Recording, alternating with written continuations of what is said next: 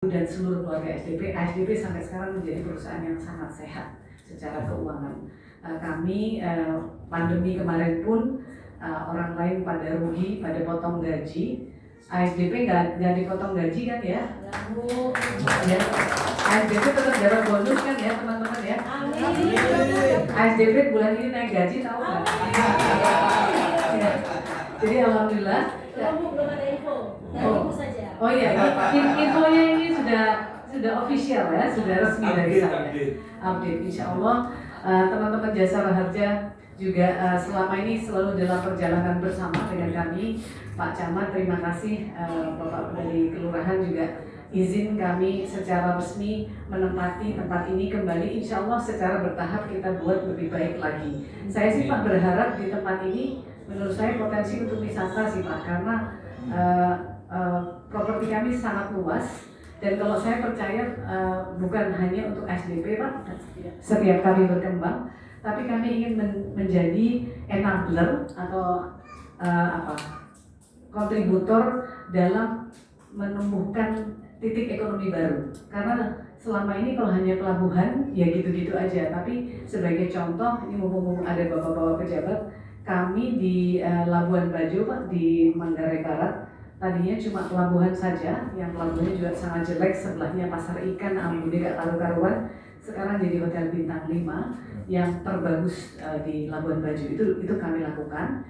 Terus kami juga lakukan di Lampung, di Bakauheni, di pelabuhan kami sedang kami bangun. Insya Allah Lebaran nanti sudah ada Jatim Park, tapi karena nama di Lampung nggak bisa dibilang Jatim Park, namanya menjadi Krakatau Park, itu ada di Lampung. Jadi ASDP tidak hanya menyeberangkan, kami punya hotel dan punya tempat wisata, karena kalau wisata insya Allah ekonomi lokal juga naik Pak Camat. Jadi doakan, kami berharap ini juga menjadi titik ekonomi baru yang atau terbarukan di Kamal. Tidak hanya nah, kalau bapak-bapak yang berseragam dan berkopiah sudah mengamini, insya Allah terjadi ujian.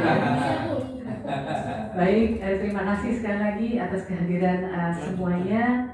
Terima kasih atas keikhlasan untuk mendoakan ASDP. Mudah-mudahan walaupun ini cabangnya ada 9 tahun rugi, sejak gedungnya baru jadi untung, itu saya lebih senang lagi sih. Ya, baik, terima kasih. Mohon maaf jika ada yang salah. Billahi taufiq wal hidayah. Wassalamualaikum warahmatullahi wabarakatuh.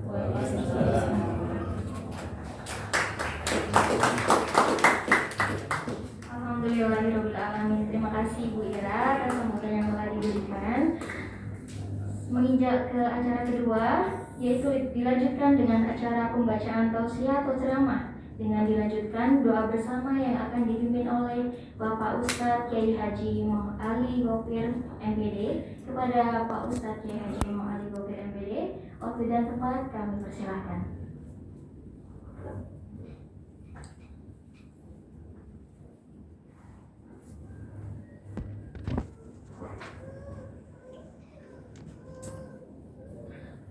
Assalamualaikum warahmatullahi ta'ala wabarakatuh. Bismillahirrahmanirrahim. Alhamdulillahi rabbil alamin. Wa bihi nasta'inu ala umuri dunya waddin. Wassalatu wassalamu ala sayyidina Muhammadin wa ala alihi wa sahbihi ajma'in. Rabbi shrah li sadri wa yassir li amri wa hlul 'uqdatam min lisani yafqahu qawli. Ma ba'du. Yang kami hormati Dirut PT ASDP dan pejabat lain dan Lanal Batu Koron Forkopimda Kamal, Forkopimda Kamal. Kemudian juga yang kami hormati manajer PT SDP cabang Surabaya. Malah macam nih kan. Katanya Ibu Dirut barusan, kalau orang sarungan itu tidak sama dengan yang pakai seragam. Gak tahu ya, mereka gak tahu. Alhamdulillah kita pada saat ini, yaitu anggaplah sore, bisa berkumpul, bisa bertemu di tempat ini, tempat sangat bersejarah. Dulu kami lalu lalang di sini pada saat belum balik, sampai sekarang sudah tua. Alhamdulillah masih tetap utuh katanya Budi barusan, dan insya Allah ini tetap dijaga oleh malaikat. Amin. Para mustami'in mustami'at rahimakumullah, barusan kami dari masjid langsung ke sini, jadi Malaikatnya masih nempel. bawa materi khutbah. Di samping karena ada Ibu Dirut ini agak gemetar sedikit, dan juga ada bapak-bapak di sini, ada Bapak Camat, ada Kapolsek, kemudian dan Ramil, dan juga dan Lanang Butuh Boron dan sebagainya. Tapi mereka sudah paham bahasa Madura semua. Allah alam, Ibu Dirut yaitu Ibu Ira Puspadewi apa paham apa enggak? Yang jelas kami akan campur-campur nanti. Para hadirin rahimakumullah, kami akan membacakan ayat Allah dalam Al-Quran. A'udzubillahi minasyaitonir rajim. Bismillahirrahmanirrahim. Laisa 'alaikum junahun an tabtaghu fadlan min rabbikum. Al-Baqarah ayat 198. Di sini ayat ini turun berkaitan dengan bisnis ataupun usaha atau cari uang, atau berkaitan dengan kita bekerja, baik kita bekerja di swasta ataupun di bawah naungan pemerintahan. Ini berkaitan dengan orang-orang di masa itu, di masa jahiliyah, di mana di tempat itu ada istilah pasar mukab. Di Mekah itu ada pasar mukab, ada pasar Majinah, ada pasar Dhul Majas. Ini dulu terkenal. Wallahu a'lam sekarang masih eksis atau tidak. Yang jelas ini adalah tempat usaha mereka. Pada musim haji mereka merasa tidak enak kalau berbisnis, sehingga mereka bertanya kepada senior-senior mereka, dan bahkan ada yang bertanya kepada Rasulullah, apakah boleh kami berbisnis pada musim haji? Apakah boleh kami mencari rezeki pada musim haji? Apakah boleh kami bekerja pada musim haji? Kemudian Allah Subhanahu wa taala menurunkan ayat ini. Laisa 'alaikum junahun an tabtaghu fadlan min rabbikum. Tidak dosa bagi kalian untuk mencari fadlan min rabbikum. Antab tahu di sini artinya mencari. Fadlan di sini artinya adalah rezeki. Fadlan min rabbikum, mencari rezeki dari Tuhan kita, ya Tuhan kita Allah Subhanahu wa taala.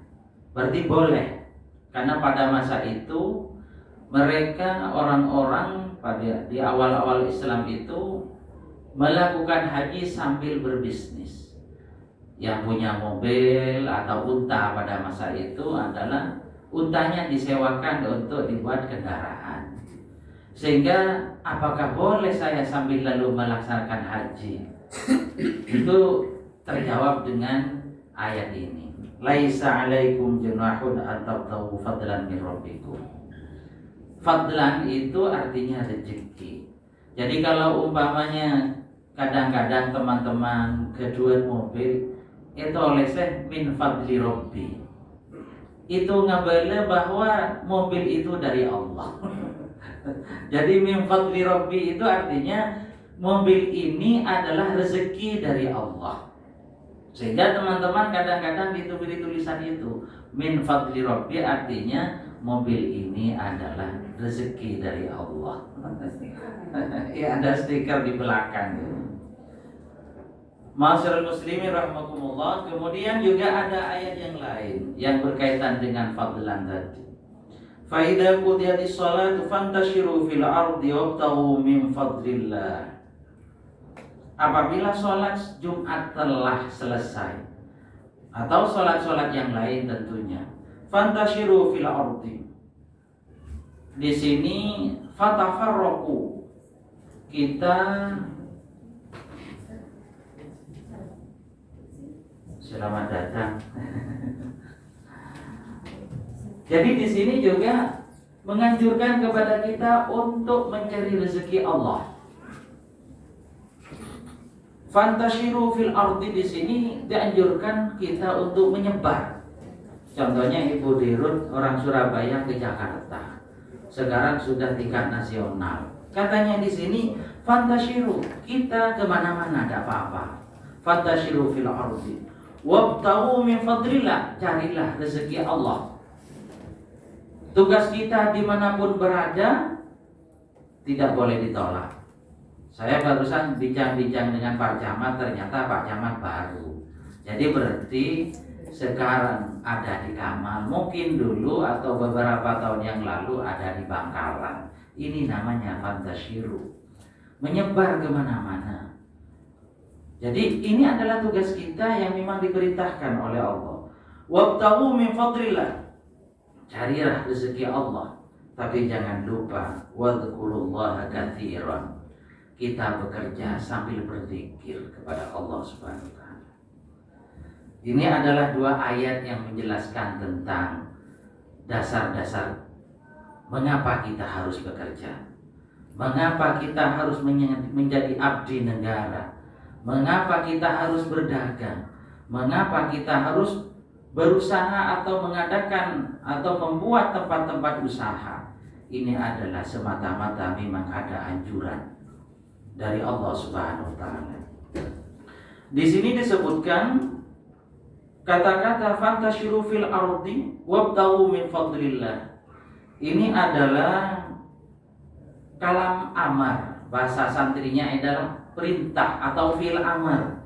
Yang mana fil amar itu kalau terjadi setelah larangan itu ibahah, berarti ini bukan wajib. Aslinya kalau seperti ungkapan fantashiru itu adalah fi'il amar wajib. Aqimus shalah, wajib sholat itu. Aqimus shalah, dirikan sholat. Ini bentuk kalimatnya sama. Cuman kenapa di sini kok fantashiru dihukumi bukan wajib? Karena memang letak posisinya kalimatnya ada beberapa dari atau terdiri dari beberapa komponen, sehingga menunjukkan bukan wajib bahkan ibahah. Masyaallah muslimin rahimakumullah. Tentu apa yang kita dengar setiap hari, ya'mal litunjaka ka'annaka ta'ishu abadan. Kita bekerja mencari kebutuhan dunia seakan-akan kita akan hidup selamanya. Tapi harus diimbangi, wa'mal li akhiratika ka'annaka tamutu ghadan. Kita bekerja untuk keselamatan dan kebahagiaan di akhirat seakan-akan kita akan meninggal dunia besok.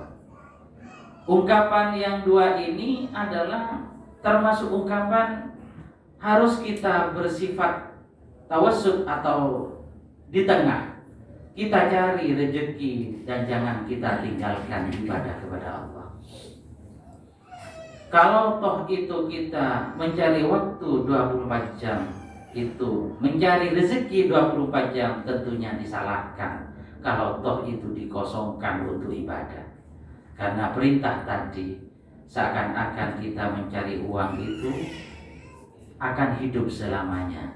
Cuman harus kita lihat juga, kita mencari keselamatan akhirat juga harus kita betul-betul mencari sebanyak-banyaknya. Persiapan harus betul-betul matang. Ma'asyiral muslimin rahimakumullah. Ada beberapa tugas yang harus kita ingat dalam melakukan tugas kita. Yang pertama adalah kita harus betul-betul niat. Setiap kita melakukan aktivitas dari anggaplah jam 7 sampai jam 4 umpamanya. Sebelum kita berangkat dari rumah, kita selalu ingat bagaimana niat kita. Karena setiap pekerjaan yang memang bentuknya duniawi, cuman apabila diniati dengan baik, maka pekerjaan itu akan menjadi ukhrawi yang mengandung pahala luar biasa. Sebagaimana dalam hadis ini dijelaskan, ada riwayat yang mengatakan, marra 'ala Nabi sallallahu alaihi wasallam rajulun. Ada seorang laki-laki lewat, kemudian fara'a ashabun Nabi sallallahu alaihi wasallam. Para sahabat melihat laki-laki ini, melihat min jaladihi wa nasyadihi. Laki-laki ini betul-betul hebat. Jalan itu adalah kuat, artinya tubuhnya besar, uratnya seakan-akan mau mengangkat besi 100 kilo, sangat mudah dan sebagainya. Jadi dipandang kuat oleh sahabat. Kemudian faqalu ya Rasulullah. Para sahabat yang melihat laki-laki ini langsung bertanya, wahai Rasulullah, lau kana hadza fi sabilillah, bagaimana hebatnya kalau laki-laki ini berjuang di jalan Allah, karena badannya sangat kuat, dia seakan-akan siap untuk segala-galanya. Jadi bagaimana mun umpamana nikah berperang dalam jalan Allah? Bagaimana jawaban Rasulullah? Faqala Rasulullah sallallahu alaihi wasallam, in kana kharaja yas'a ala waladihi sigharan fahuwa fi sabilillah. Kata-kata fi sabilillah itu bukan hanya berperang. Kalau laki-laki tadi bekerja karena faktor anaknya yang masih kecil, maka dia juga bernilai fi sabilillah. Jadi kadang-kadang anak kita kan masih kecil, kita bekerja, berangkat jam 7 sampai pulang jam 2. Untuk kita mencari apa yang akan mereka makan, apa yang mereka akan minum, dan apa yang mereka menjadi kebutuhan-kebutuhan bisa terpenuhi. Jadi kita berangkat dari rumah, ya Allah, kami hari ini, pagi ini akan berangkat bekerja. Saya niat untuk mencari sesuatu kebutuhan anak-anak saya, terutama yang masih kecil. Fahuwa fi sabilillah, katanya Rasulullah. Setiap langkahan kita dalam berangkat dari rumah sampai kantor, insya Allah mengandung pahala dari sisi Allah Subhanahu wa ta'ala. Kemudian wa in kana kharaja ala abawaini shaykhaini kabiraini fahuwa fi sabilillah. Kalau laki-laki yang hebat, yang kekar itu berangkat keluar rumah untuk bekerja karena orang tuanya yang sudah tua, sudah umur dewasa, fahuwa fi sabilillah, dia pun juga tergolong berpahala besar. Kita berangkat dari rumah, di rumah ada orang tua kita, ada ibu, ada bapak yang sudah tidak berdaya lagi untuk bekerja. Dan kadang-kadang mereka, orang tua kita, sudah sakit-sakitan, sudah lumpuh, dan juga sudah apapun namanya penyakit sudah ada di orang tua kita. Intinya mereka sudah tidak bisa beraktivitas, mencari uang dan sebagainya. Kita sebagai anaknya berangkat ke kantor, ya Allah, orang tua saya sudah tidak bisa untuk bekerja, sudah tidak bisa mencari penghasilan. Saya sekarang anaknya mau bekerja jam 7 untuk mencari apa yang menjadi kebutuhan orang tua saya. Fahuwa fi sabilillah. Pahala insya Allah akan kita peroleh. Jangan khawatir. Setiap langkah akan kita dapat pahala. Setiap apa yang kita kerjakan di kantor akan mengandung pahala. Insya Allah pahala kita semakin banyak. Wa in kana kharaja yas'a riya'an wa mufakharatan fa huwa fi sabilillah syaitan.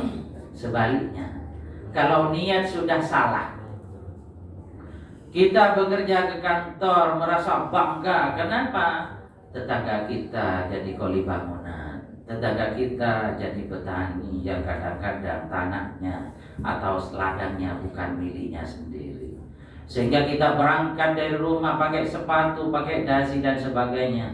seakan-akan tidak ada orang lain kecuali kita. Lah ini namanya ikut aliran setan. Tidak akan mendapat pahala, tapi bersama setan. Makanya kita jangan lupa untuk berniat.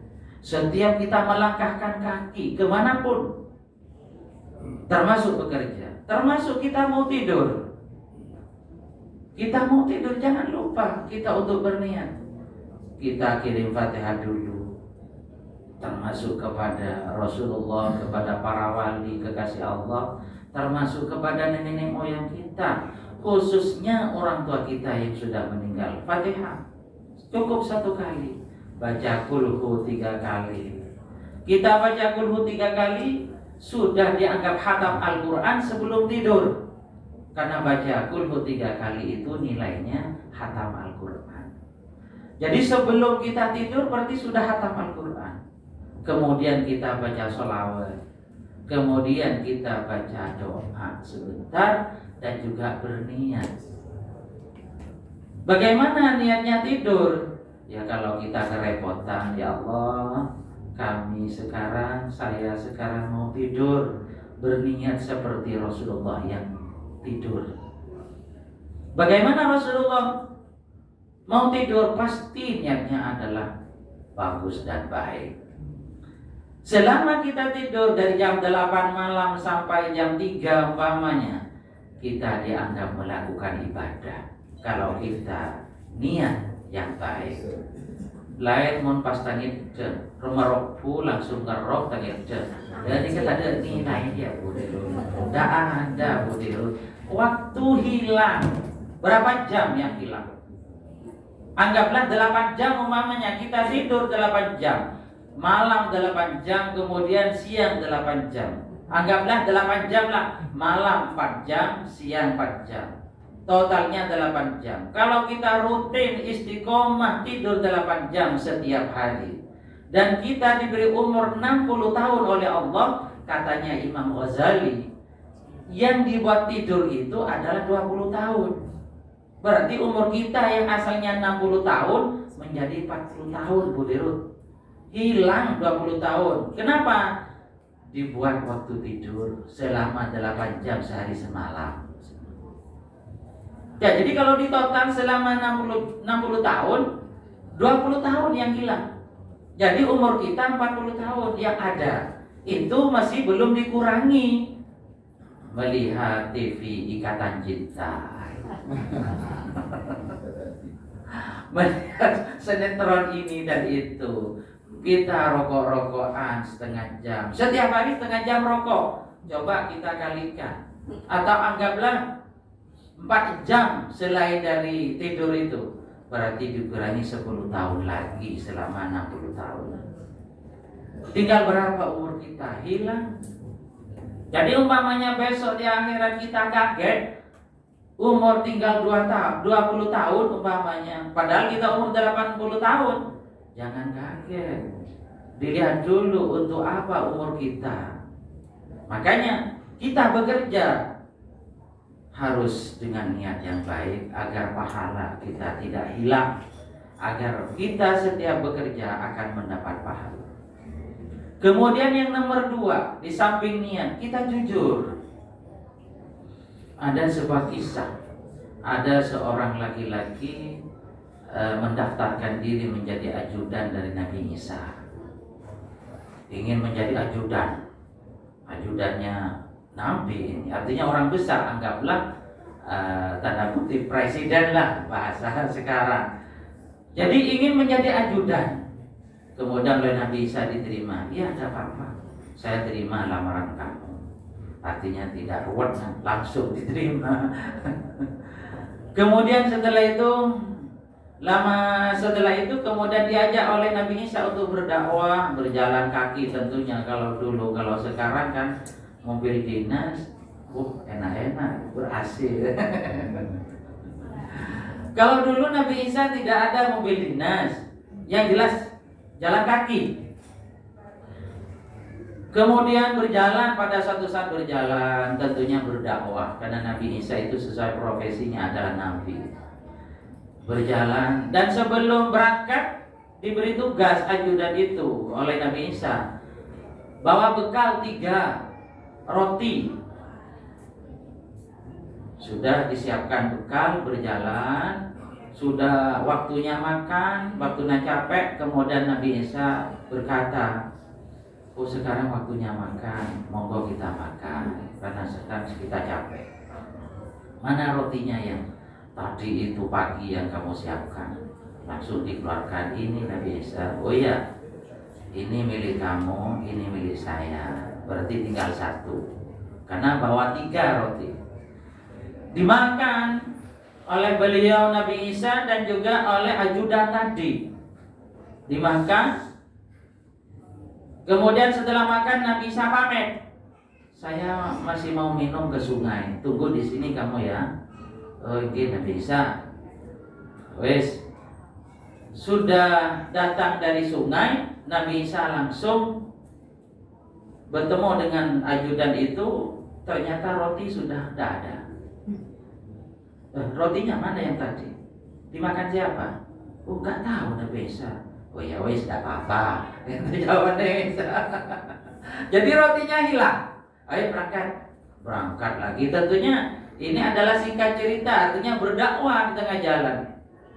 Terus berangkat, Nabi Isa dan ajudan itu berangkat, nyampe di tempat, waktunya makan lagi. Cuman bekal sudah gak ada. Roti 3 sudah habis, dimakan 2, satunya hilang katanya ajudan. Kemudian ada rusa lewat. Oh ini rusa, mari kita buru. Jadi rusa diburu, dimakan, disembelih kemudian dimakan. Nabi Isa berpesan, tulang-tulangnya dikumpulkan, jangan dibuang. Dikumpulkan. Di antara mukjizat Nabi Isa yang diberikan oleh Allah Ta'ala kan bisa menghidupkan. Kemudian setelah makan dan tulang-tulang itu terkumpul, langsung Nabi Isa mengatakan kepada tulang, kun hayyan. Bahasa Madurana, odi ban kalabanana idna Allah. Alhamdulillah, juga boleh. Artinya rusa berjalan lagi, sudah berjalan. Jadi sifatnya Nabi Isa cuman ngambil daging sebentar, kemudian hidup lagi. Gitu. Sudah kenyang Nabi Isa, berangkat lagi berjalan. Berangkat berjalan lagi. Wah, waktu setelah itu kemudian kepepet, artinya bertemu atau lewat di lautan. Sudah tidak ada jalan lagi. Kalau sekarang ada kapal di sini. Nah, jadi anggaplah Nabi Isa nyampe di sini, tidak ada jalan lagi, harus lewat di laut ini. Kemudian pusing ajudan, tuh ini gimana? Nabi Isa bisa kira-kira lewat di sini? Karena tidak ada kapal. Langsung Nabi Isa, ayo Maruf, kamu pegang ke saya. Lalu pegang ya. Langsung Nabi Isa dengan izin Allah. Sebelumnya ditanyakan, saya lupa. Tadi setelah mau berangkat, saya mau tanya lagi. Dengan mukjizat Allah bisa menghidupkan rusa tadi, roti yang tadi itu siapa yang makan? Ditanyakan lagi. Ajudan jawab lagi, gak tahu Nabi Isa. Oh ya, wes gak apa-apa kalau gak tahu. Kemudian nyampe di laut itu langsung bisa Nabi Isa lewat. Artinya ajudan megang ke Nabi Isa, kemudian langsung melintas laut. Sampai beberapa jam, sampai di darat langsung ditanyakan, gimana kamu selamat? Iya Nabi Isa. Langsung tanya lagi, kira-kira dengan izin Allah, dengan mukjizat Allah tadi yang lewat itu, saya tanya lagi, roti tadi itu kemana? Gak tahu Nabi Isa, gak tahu terus. Padahal dipegang dia. Wes, gak ada apa-apa Nabi Isa enggak artinya enggak bikin masalah lah Nabi Isa. Kemudian setelah itu langsung berjalan lagi. Setelah itu ketemu dengan tumpukan pasir. Pasir, ya apa? Koral bahasa di sini. Artinya bukan pasir. Bentuk kerikil, kecil-kecil itu bahan bangunan. Ya ada yang besar. 3. Banyak, bukan hanya 1 truk, 1 tumpok itu. Jadi banyak. Akhirnya oleh Nabi Isa dengan mukjizat Allah, kun dhahaban, jadilah kamu emas. Jadi emas semua. Langsung ajudan kepercayaan. Apa ini Nabi Isa? Karena memang di hatinya, di otaknya dunia ini ajudan ini. Makanya roti hilang tadi. Apa ini Nabi Isa? Emas, katanya Nabi Isa. Emas ini sudah ambil kamu, ini ambil kamu, tumpukan emas ini ambil kamu, tumpukan yang ini ambil saya, yang ini tumpukan yang paling banyak ini ambil yang makan roti yang nomor 3 itu, katanya Nabi Isa. Diberi emas, langsung ngaku, iya Nabi Isa, saya yang makan. Ini gak jujur, ini berarti ajudan gak jujur. Buktinya setelah mau diberi emas, dia ngaku bahwa roti yang satu adalah dia yang makan. Oh ya gak apa-apa, tetap diambil kamu itu, berarti kamu dapat 2 ya. Tak lama dari itu langsung diberikan semua oleh Nabi Isa. Milik saya juga diambil, cuma ini. Sekarang kamu pisah dengan saya. Sudah tidak bisa jadi ajudan lagi, karena tidak jujur. Jadi akhirnya dilepas. Sudah kamu ambil emas ini milik saya dan itu jadi 3. Sudah Nabi Isa berjalan berdakwah sendirian. Tidak lama dari itu kemudian ada perampok. Ada perampok 2 orang sudah menantang laki-laki ini karena melihat emas begitu banyak. Langsung sepakat perampok 2 orang ini, laki-laki ini harus dibunuh agar emas yang ada ini milik kita. Kemudian laki-laki diusul, bagaimana kalau artinya ini milik saya, ini milik kamu, ini milik kamu. Setuju perampok ini karena melok satu omongan. Kemudian karena lapar, ketiga-tiganya ini lapar, kemudian musyawarah ini bagaimana caranya dapat nasi. Akhirnya sepakat, yang 2 orang menjaga emas, yang 1 orang disuruh mencari nasi. Orang yang disuruh mencari nasi ini hatinya rupanya punya niat yang jelek. Nanti nasi yang 2 akan saya beri racun agar emas itu milik saya. Yang 2 nasi 2 bungkus akan saya beri racun. Kemudian yang 2 orang juga niat jahat juga. Sepakat yang 2 orang, nanti yang membeli nasi itu kita bunuh. Akhirnya bagaimana? Nyampe langsung dihabisin oleh yang kedua. Setelah menghabisi langsung makan, langsung mati juga. Jadi emasnya tidak ada yang memiliki sekarang, karena semuanya niat jahat, semuanya tidak jujur, semuanya tidak istiqomah. Jadi akhirnya bukan manfaat yang diambil, tapi mudarat yang akan dia ambil. Makanya kita kejujuran memang harus ada di depan. Seperti tadi, ajudan Nabi Isa tidak jujur, dipecat oleh Nabi Isa. Dipecat. Dia ingin mempunyai harta yang banyak, tapi ternyata tidak berhasil juga. Karena apa? Karena itu sudah salah tingkah, salah cara, sehingga betul-betul dia tersiksa dalam hidupnya dan menjadi terbunuh, sehingga tidak bisa menghasilkan dunia yang maksimal. Bahkan dia mati di tumpukan emas itu. Lama-lama dari itu Nabi Isa ada lewat. Loh, hari ini mati kabeh kata lo, termasuk ajudan mati. Nabi Isa kerja. Jadi Nabi Isa sampai bisa melihat mereka yang meninggal dunia, dan bahkan emasnya masih utuh, tetap emas, karena mereka meninggal dunia semua. Ini namanya tidak jujur dan tidak istiqomah. Kemudian sebagaimana yang tadi, wadhkurullaha katsiran, setelah kita disuruh untuk berusaha mencari uang, wadhkurullaha katsiran. Dalam ayat ini, dalam tafsir dijelaskan, kita sambil lalu bekerja itu jangan sampai terlupakan untuk berzikir kepada Allah. Sambil lalu baca sholawat. Kadang-kadang kita waktu senja, tidak ada salahnya kita baca sallallahu alaihi wasallam. Tidak ada salahnya. Tidak ada orang nangkap kok. Tak mungkin Kemudian karena kita baca subhanallah, subhanallah, ada orang nangkap kan? Oke. Jadi kita sambil lalu kerja, sambil lalu kita bertasbih, beristighfar, berzikir dan berselawat. Tergantung kita lah. Apa istiqomah kita, monggo. Apa tujuannya ini? Keberkahan dalam kerja kita yang diharapkan. Hasil itu akan berkah apabila kita niat yang baik, kemudian istiqomah dengan kejujuran dan juga disertai dengan berzikir kepada Allah. Kemudian yang terakhir, kita tentunya menyantuni anak yatim. Artinya bersedekah. Ini adalah salah satu cara agar rezeki kita itu barokah.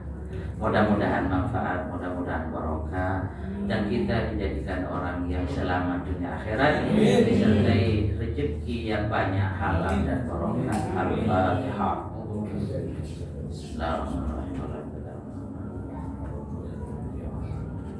Bismillahirrahmanirrahim. Alhamdulillahirabbil alamin. Allahumma shalli ala sayyidina Muhammad.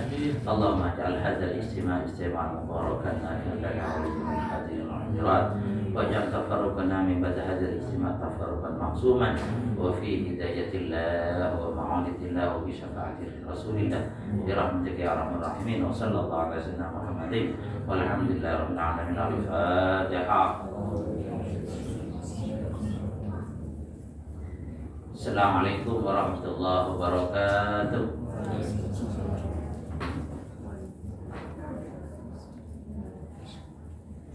Alhamdulillah.